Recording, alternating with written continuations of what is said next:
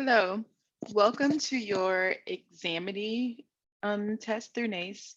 I will walk you through the process of using the system. And the first thing you will need to do is ensure that you are not a robot and you will start your exam. The computer will do a connectivity check just to make sure that your system can support the exam, and then you will be able to select proceed. And so you will get an instruction list. You may have more details on your instructions for your exam, but it will look something like this. It tells you how to use the flag button, how much time, how many questions on the exam.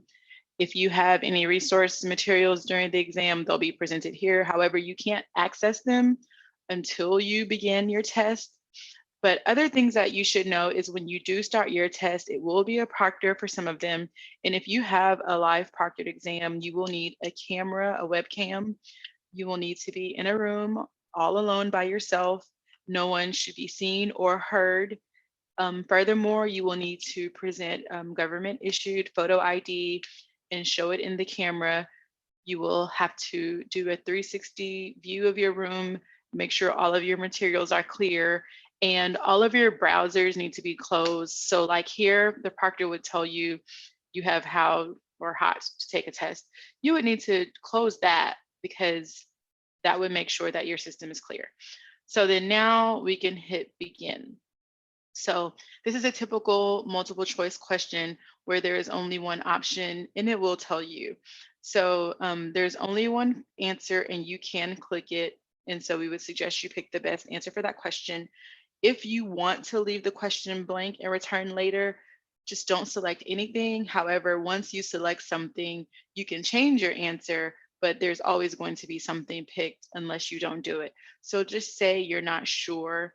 Again, here's where the flag button is, and you would mark that one and we'll come back to it. Here, you'll see, you'll want to make sure that this is the correct test. Your proctor will ask you that if it's a proctored exam. If it's not, just check here to make sure that you entered the right exam. There is a calculator. You can do basic calculations there if need be, and then hide it. If you do have any materials, you would click, they would be right here, and you can, make it larger here. You can resize it however you choose and make sure to get what you need. So once you're done with that, you can hide it and go back. This is where your time is, and we'll continue because remember we flagged that, so it's highlighted.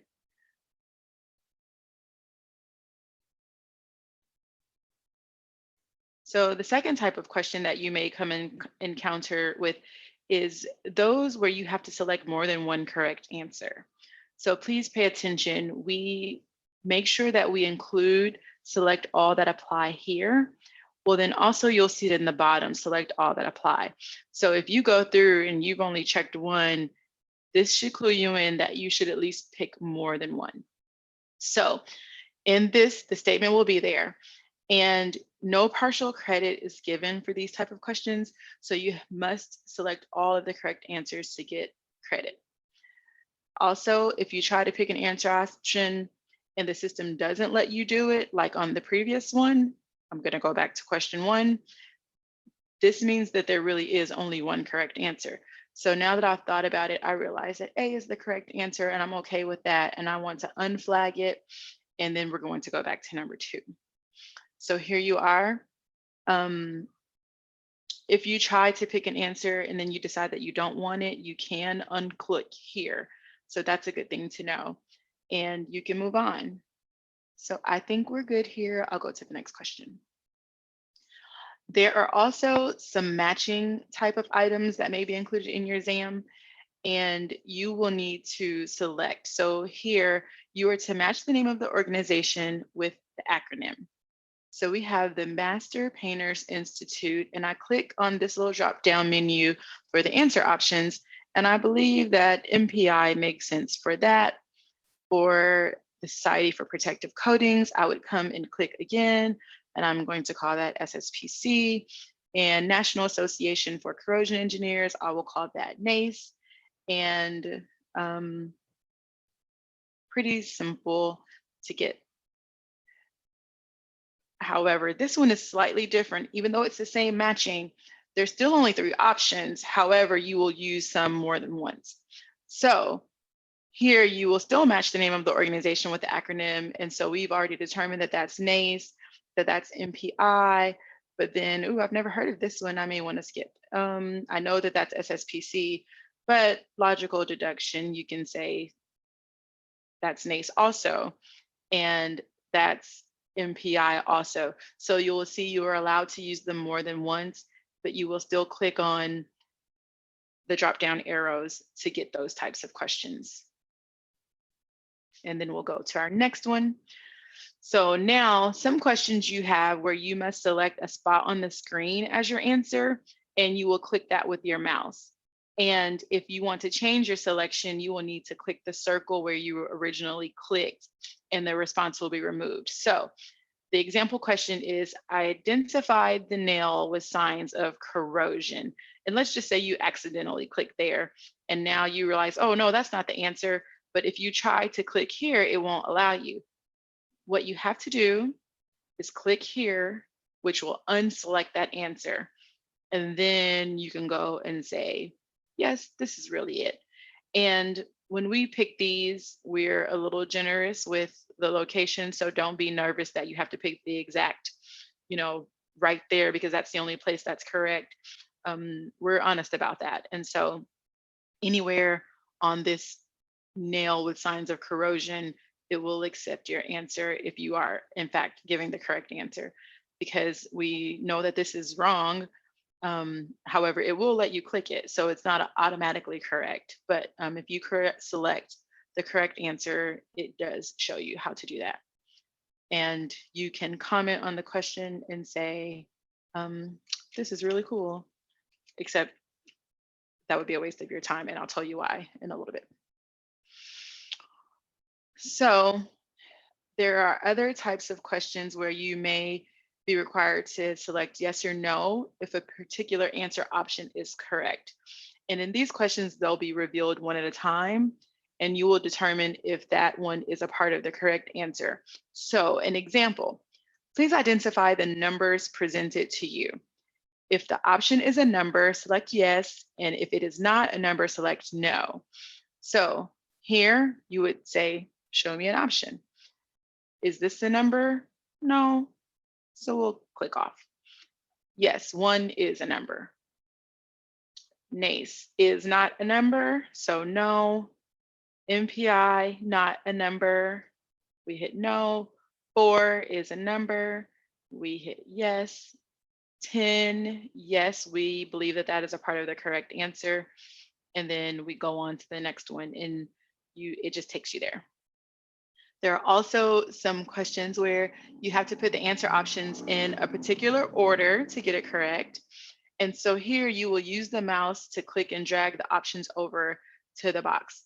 And you can do this one of 2 ways. You can decide that you want to move them all over at one time and then place them, or you want to place them in the order that they need to go in, and that's completely up to you. So in this one, we have to put the numbers in order from highest to lowest.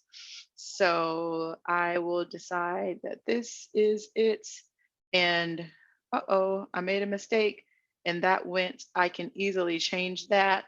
And then now here I want to go back and I can insert this one here like so and do a final check. I believe that to be correct.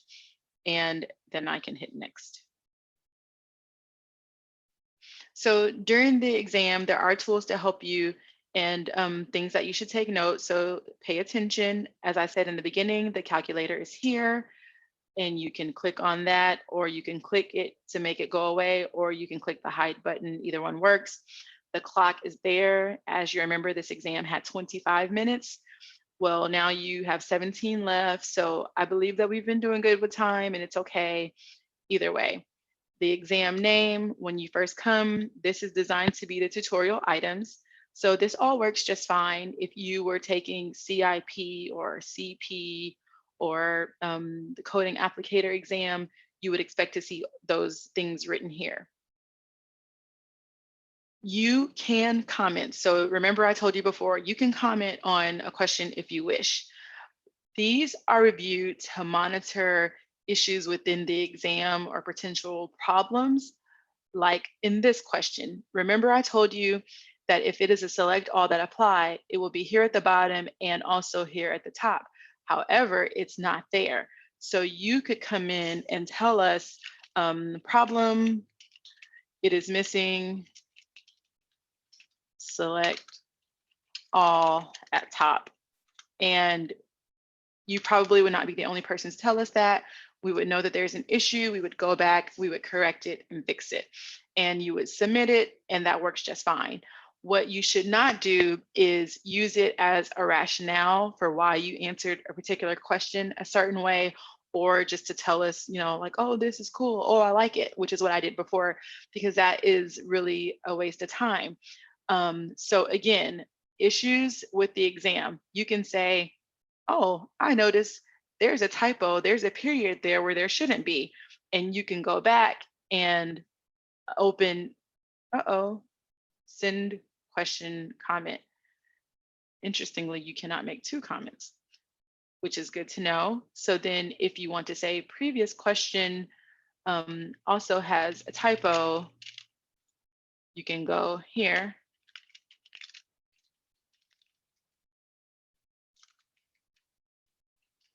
And then that way you can still submit it so that we know you can say number 8 or that kind of a thing.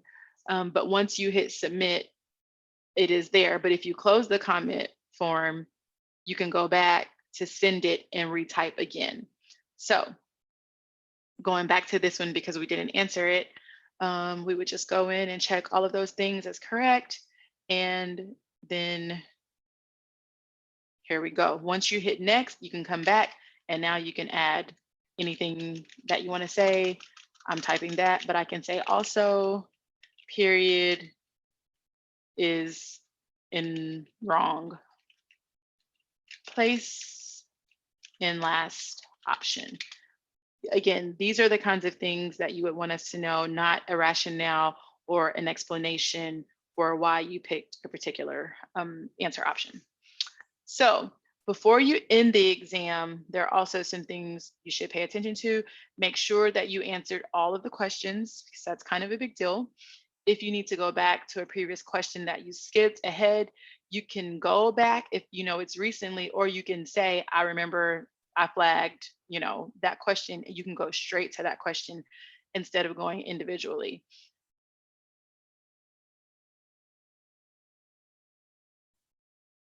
Then again, you can flag questions, you unflag them. That will help you to keep track of things that you may want to revisit. The submit exam is up here. You can hit submit exam. However, if you would notice, we were on question 9 and there's question 10. So if you accidentally do that, you can say no, continue working, and it takes you back to where you were. But if you hit yes, you are confirming that you are done, and that ends it. You do not get a chance to go back. So be careful to not do that.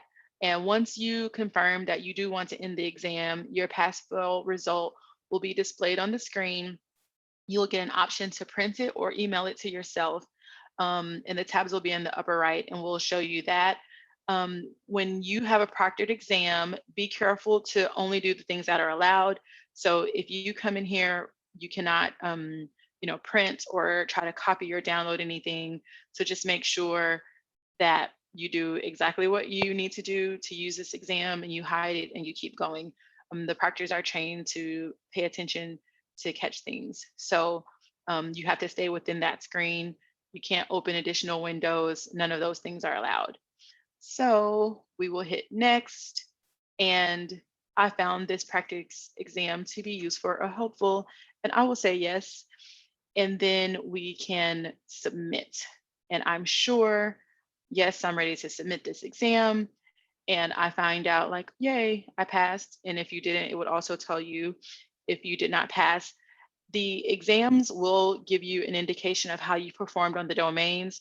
So along with this pass or fail, you will get information that tells you how you performed on certain topics, and it's a percentage. And that is designed to help you know where your strengths and your weaknesses are. And that's how you can use that information. So, um, good luck on your NACE exam. I hope you pass. And there's also a link for this without the recording, just so you can practice and work in the system that you can access. And I hope you find all of this helpful. Thank you.